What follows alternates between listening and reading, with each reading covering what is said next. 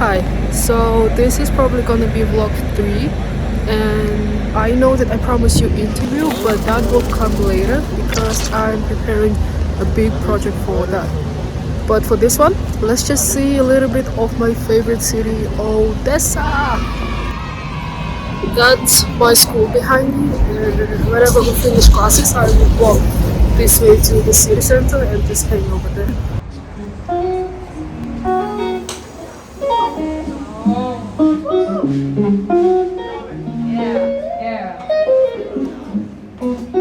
I'm walking on the main street of Odessa, I think, because this one is the city center.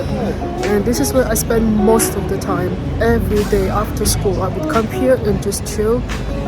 During summertime, when everyone is on vacation, this street is packed. Like, you cannot walk freely like this. Kinda sad to see that so many places has closed. Like, these two were the most popular restaurant on this street, but sadly it closed. McDonald's, and it's closed because of the war. But look at this, KFC is open. What's up with that?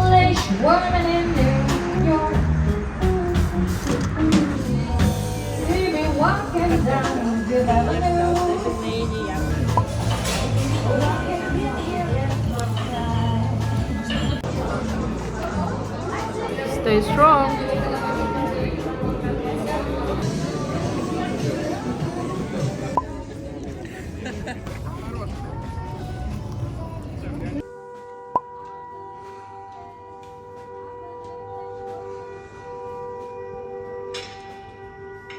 I know that I'm not supposed to be at the window right now, but I wanted to let you guys know what I've been hearing all day. And the air sirens are loud, and most people actually don't go to the shelter, which is kind of scary, but I mean,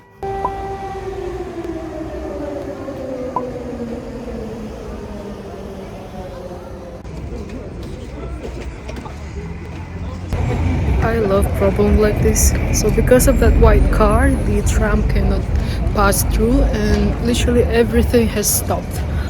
And that's how I get home. Like, I am stuck here until that car is moved. You actually won't believe how often this happens. Like, people just park everywhere they see fit without thinking about anything else other than themselves. So yeah, every day someone parks inappropriately and the tram cannot move. It took me about like half an hour to 45 minutes to get home, so it's kind of dark now. And the street light is actually okay. Like, it's enough to brighten up the street, and just because of the season, because in winter it's kind of get darker earlier. That's why.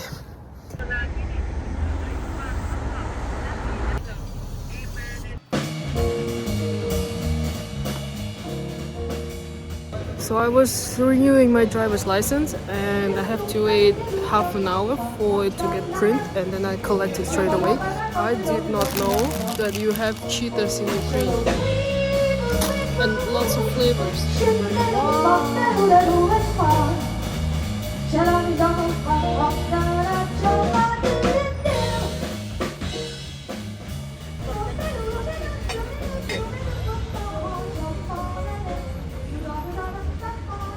In the heart of Odessa, we're gonna talk about the first day of the war, and it's gonna get real deep, so prepare yourself. Nana? Hi guys! On my first day of the war, I was in Kiev actually, and I didn't know that the war started because I was on the way to Kiev, so I was in my So airport. on 24th, you were literally on the way. I was on the way to the Kiev. But the first explosion was like at 4 a.m. or something. I don't know when the first explosion. I heard it at 5, but the first few ones, rumor has it started at 4. I found out about the war when my husband texted me and he said there was some explosions Did you believe that the war I has started? didn't believe, and I didn't actually realize what is that. Like, I didn't realize that it's a war, and there were explosions and like missiles coming to our country. That was basically my reaction too. But I knew that the war has started, even though it's loud. You just kind of know that you are safe for now. Like it's the feeling that you have.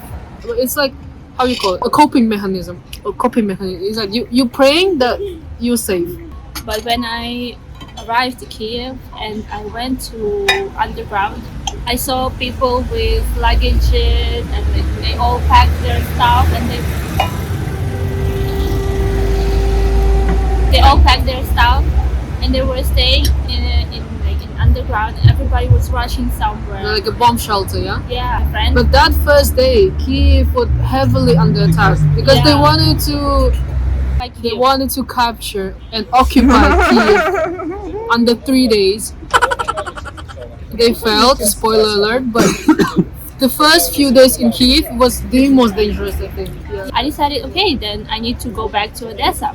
But everybody was telling me that it is dangerous to go back to Odessa because if I go by train, they might bomb the train. So I was like, oh no, I don't want to die on the way home, and I don't wanted to stay in Kiev because nobody was there. Yeah, Like, we were all worried. I didn't know you were going to Kiev, so it was 5 a.m. and I thought you were sleeping. And I only texted. I only texted one of my friends. She was far from me, but she was close to all the actions. And I didn't know you were in Kiev. When you told me you were in Kiev, I was like, what the fuck? Like all the stuff is happening in Kiev right now. But why are you there? I wanted to go home exact day, but I couldn't buy any tickets because they were all sold out. Like people were panicking and they all like going Places. Yeah. Because they were coming close to Kherson and Mykolaiv, and it was on the day 2 or 3. I was like, shit, they're really close, like just 2 hours away from us. So my mom said, like, stay in Kiev because Kiev is gonna be more safe. It's like more protected city and stuff. And she said, like, no, don't go back. Or what if like they will bomb on the way, or they will bomb Odessa, and then you can't run away. Blah blah blah. And so I was like, what the fuck? What should I do? So I started panicking, and then I decided not to go on that bus. My husband calls me like, what the fuck? Why are you still in Kiev? Like, go back to Odessa. It's like more safe in Odessa. Blah blah blah. And I'm like, it's too late. I already like threw my tickets away. Like the Kadyrov gang, they're coming to Kiev. They're gonna kill you and rape you and all the like shitty stuff. I remember not sleeping yet. They will only hit at a.m. Like in the morning. So you kind of have some time during the day to sleep, but then again, every little sound will wake you up, and you was like wondering what is that? What's happening? I was like 24/7 on my phone. Nobody was sleeping during the first week. Checking the news and everything. Scary shit. So the shelters were underground parking lots, underground tubes, and what else? Just Like, basically any underground place. And we actually had a map. I don't know about Kiev, but Odessa, we had a map from each area and where were those shelters. I don't think they were like. Some of them were closed. I went to one and it was like closed, and I'm like, what the fuck should I do now? We just finished with dinner and on our way to the bar. Hopefully it's gonna be a quiet night. I mean quiet by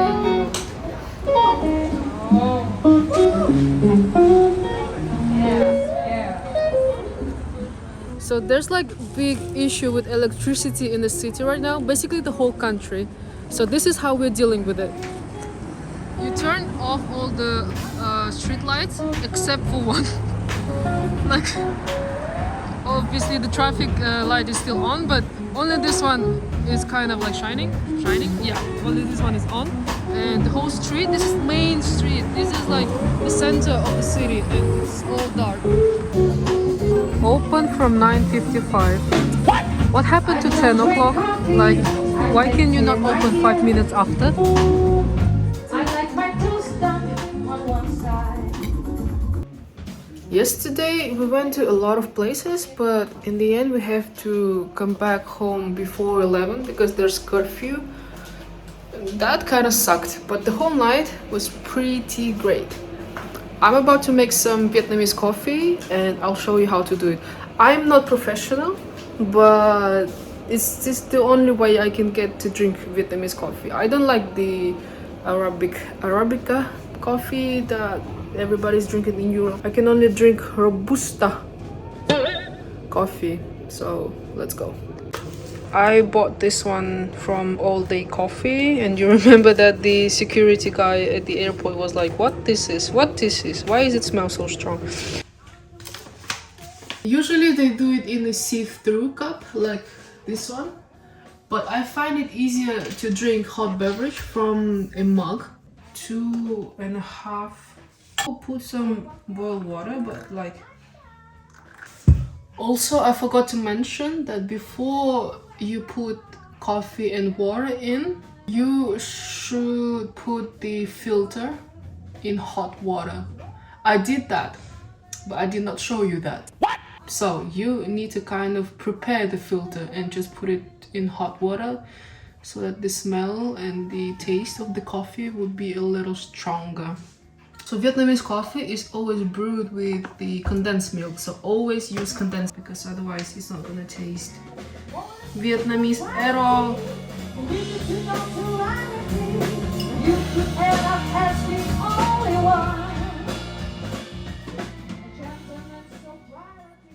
I'm in the middle of booking tickets to Canada, and if you guys thought that our journey to Ukraine was long, wait till you see what I just booked for our Canada trip. And it's not because I wanted to travel like that. It's just that financially this option fits us more.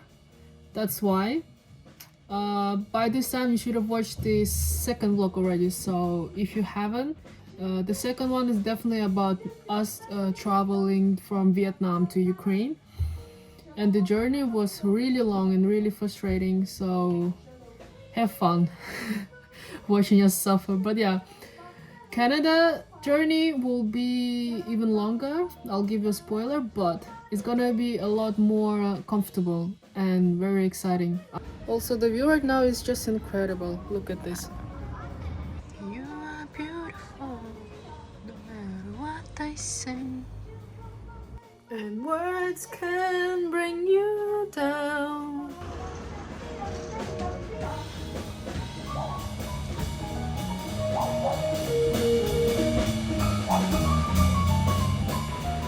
So the flag that you just saw is basically on every building now, at least in Odessa. I see it everywhere. Everywhere has the Ukrainian flag. Watch this. See that? Watch this. So yeah, every building has the flag.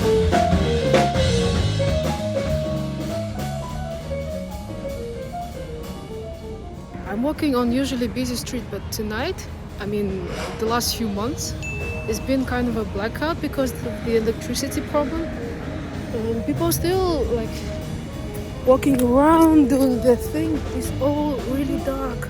It's really dark.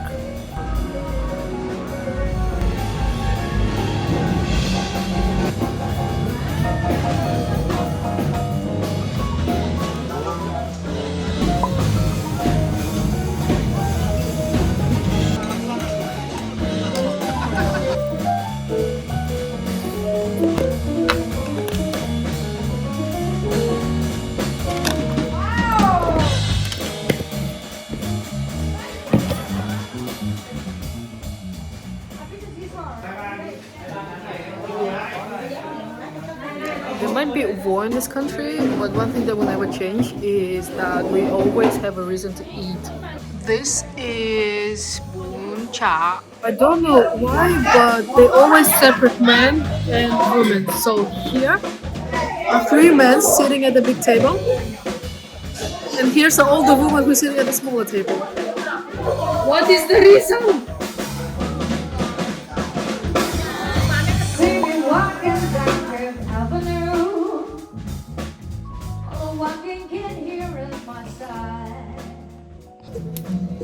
You know, we have a problem with electricity and gas, so this is how we keep warm.